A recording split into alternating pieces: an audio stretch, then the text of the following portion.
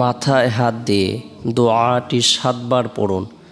40 বছরের কবিরা গুনাহ মাফ হবে, জান্নাত নসিব হবে, চিন্তা ও পেরেশানি দূর হবে, দোয়া কবুল হবে, ভাগ্য খুলে যাবে, আশা আকাঙ্ক্ষা পূরণ হবে।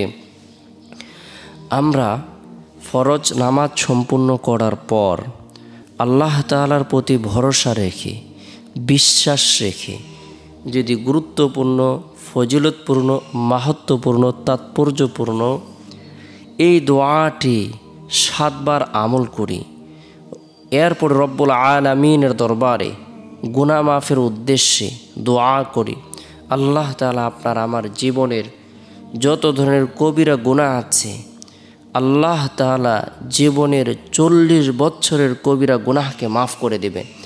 এমনকি যদি আরও বেশিও হয় তবু আল্লাহ তাআলা মাফ করে দেবেন। ফরজ নামাজ সম্পূর্ণ করার পর নিজের জীবনের গুনাহের কথা স্মরণ করে, নাফরমানের কথা স্মরণ করে, অন্যায় অপরাধের কথা স্মরণ করে খাটি দিলে তওবার নিয়তে মাথায় হাত দিয়ে 7 বার ইস্তিগফারের আমল করে নেব।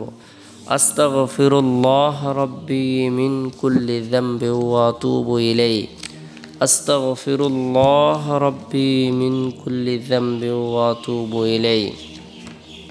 ইস্তিগফারের আমল এটা আল্লাহ তাআলার পক্ষ থেকে বিশেষ একটি আদেশ। কেননা আল্লাহ তাআলা উপদেশ প্রদান করে বলেছেন, ফাকুলতুস্তাগফিরু রাব্বাকুম ইন্নাহু কানা গফফারা।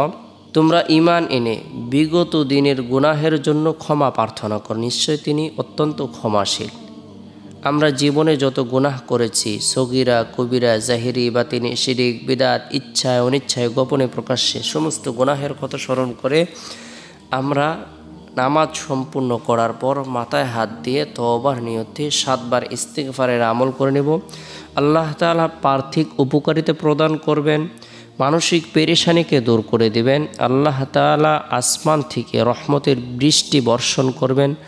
আল্লাহ পাক রব্বুল আলামিন ধন সম্পদ বৃদ্ধি করে দিবেন।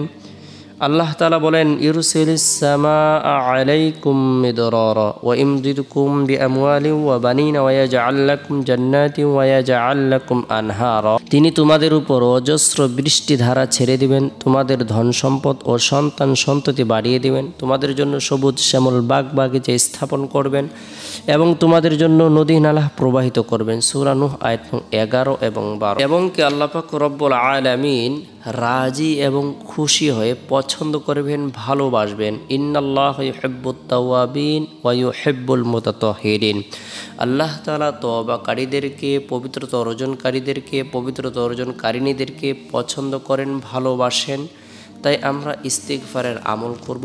এরপরে বিশেষ করে ফজর এবং আসরের পর গুরুত্ব সহকারে বরকতপূর্ণ এই দোয়াটি 7 বার আমল করব। হাসবি আল্লাহু লা ইলাহা ইল্লাহু আলাইহি তাওয়াক্কালতু ওয়া হুয়া রাব্বুল আরশিল আযীম। 7 বার ইস্তিগফারের আমল সম্পূর্ণ করার পর হাসবি আল্লাহু লা ইলাহা ইল্লাহু আলাইহি তাওয়াক্কালতু ওয়া হুয়া রাব্বুল আরশিল আযীম। আল্লাহ আমার জন্য যথেষ্ট এবং তিনি ছাড়া আর কোনো হক ইলাহ নেই, আমি তার উপরে ভরসা করেছি আর তিনি মহান আরশের রব। আল্লাহ আমার জন্য যথেষ্ট, তিনি ছাড়া আর কোনো হক ইলাহ নেই আর আমি তার উপরেই ভরসা করেছি আর তিনি মহান আরশের রব।